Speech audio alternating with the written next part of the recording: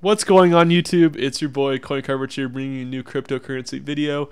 In this video, guys, I'm going to be talking about the market overall after the South Korea flooding yesterday that completely demolished the market. We see a sea of red today in the market from this big news headline as Korean officials, or not this one in particular, but there's been CNBC has reported that Korea has been looking to seize and destroy any Bitcoin exchange and basically ban it from the country as a whole.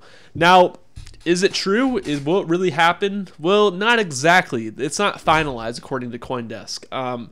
There hasn't been a clear statement on whether or not they're going to go through with this, or if they're going to even go with this bill that they're trying to pass. But passing a bill in the Korean legislation takes a while. It could take up to years, even months, to go through with a bill like as big as this. Because banning cryptocurrency exchanges, it's not necessarily banning cryptocurrency. It's just banning cryptocurrency exchanges within the borders of South Korea. So, like I said, this article goes through, and basically they're saying how the presidential office was planned to ban cryptocurrency trading because they feel it is like a risk or a big risk for the South Korean people, and they see it as gambling. They don't see it as a real, asset sort of market like the stock market. They want people to make sure they're not getting scammed, and I don't blame them. I'm sure there's many. They see BitConnect or whatever, and all these shady coins, and they're very skeptical. ICOs, definitely the thing to be skeptical about. However, reports came out that the Justice Prime Minister came out and said the shutdown of cryptocurrency exchange is one of the measures prepared by the Ministry of Justice, which is basically the justice system in South Korea. But it's not a measure that's been finalized. So they actually haven't really taken the initiative to finalize this cryptocurrency exchange ban, nor have they actually, put it in place. So it's kind of like, a toss-up. Like, are they going to put it in place? When are they going to do it? This article is very vague, but in my opinion, it's nothing to worry about. The legislation for an outright ban of virtual coin trading will require a majority vote of total of 297 members of the National Assembly, a process that could take months or even years, like I just said earlier.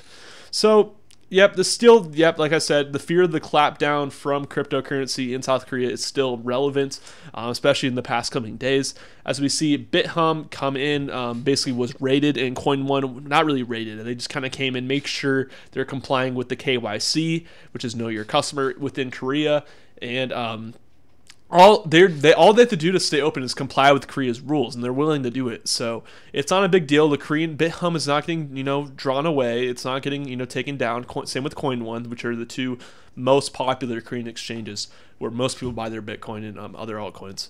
But this definitely led to a big crash in the market. We see a lot of coins in the red today. Actually, a majority of the top 100 is in the red. We have a few players in the green. So we've seen a big crash. Or correction. Correction is probably the most appropriate term for this scenario. As we see the market cap go down to 650 billion. So we haven't seen the market cap really dip this low in a very, very long time. As you can see here, we finally got a nice dip in the 7 days. We're starting to recover from the losses, and we were at a very, very low end of 628 billion at the lowest peak of this market.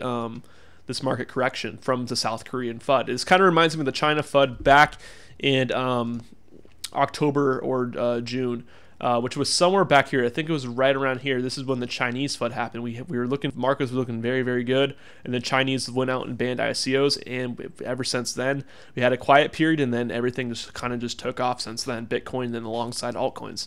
Now, Joseph Young, who is actually he lives in North or South Korea, and he's very, very relevant among the exchanges, a very popular figure within the South Korean, cryptocurrency scene.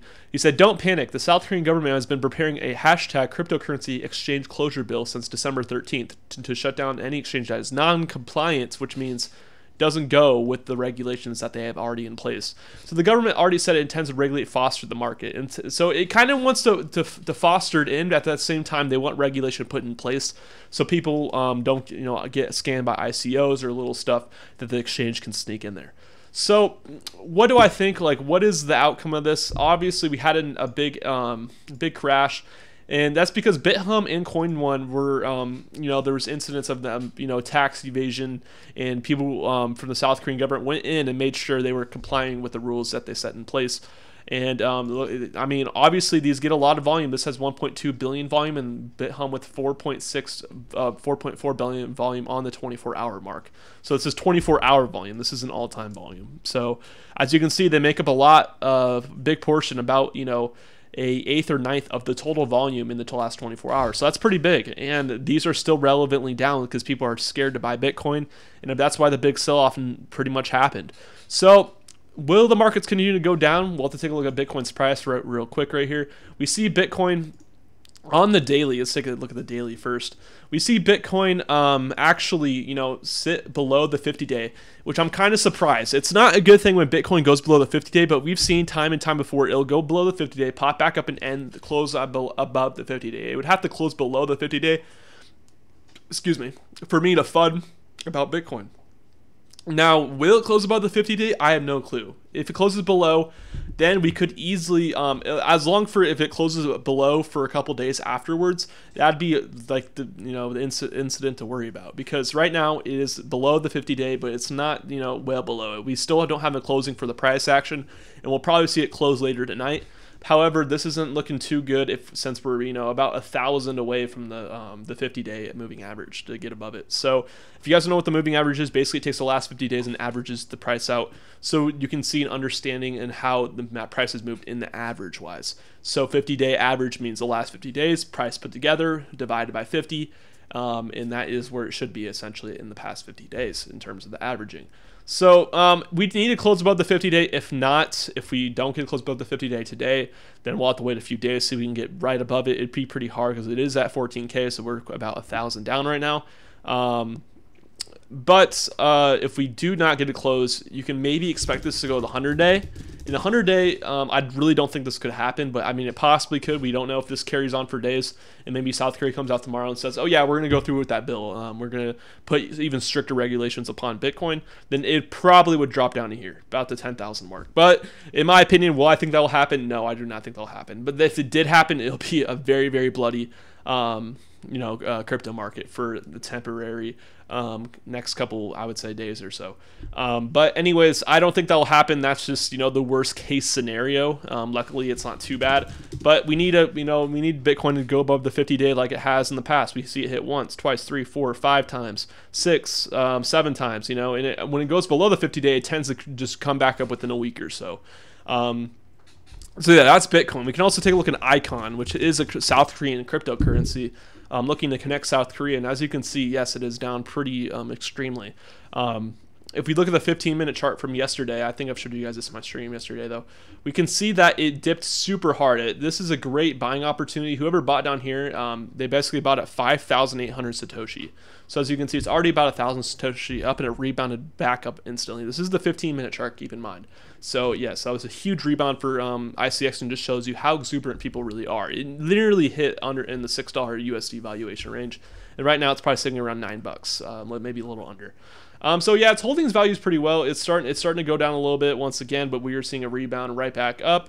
Yep, it went down pretty low once again, right around to the big even of 6,300 Satoshis. So am I negative on ICX now? No, I'm not at all. I actually am more bullish on it because I believe South Korea is getting a lot of attention now, and I do think people are going to start, I think that the ban of cryptocurrency, although it sounds pretty scary, people are knowing more and more about it. That's the only good thing. It's not, even though it's attracting bad attention, it's still, getting noticed, more exposure. The news was all over this stuff yesterday. So I also think maybe that, South Korea could maybe work with the ICX to really bring out this hyper connection. But does the ban, if it did come out, would it necessarily affect cryptocurrencies or cryptocurrency exchanges? It necessarily would not affect cryptocurrency because it's targeting exchanges, not cryptocurrencies themselves. So that's one thing to keep in mind. It's one thing people really aren't talking about. Is it targeting cryptocurrencies or cryptocurrency exchanges? And yes, it is targeting cryptocurrency exchanges. Wow, that's a lot to say. But anyways, guys, what do you guys think of the South Korean FUD? What do you guys think? Are you guys selling your Icon? I don't know. I'm definitely holding, but I'm not your financial advisor. It's up to you to make your own decisions. But anyways, guys, I'm going to keep this video under 10 minutes because my videos have been pretty damn long recently. So make sure you guys hit that subscribe button if you guys enjoyed this video. Check out my links below, and have a good day, guys. I'll see you guys tomorrow, and stay tuned. So see you guys later. Goodbye.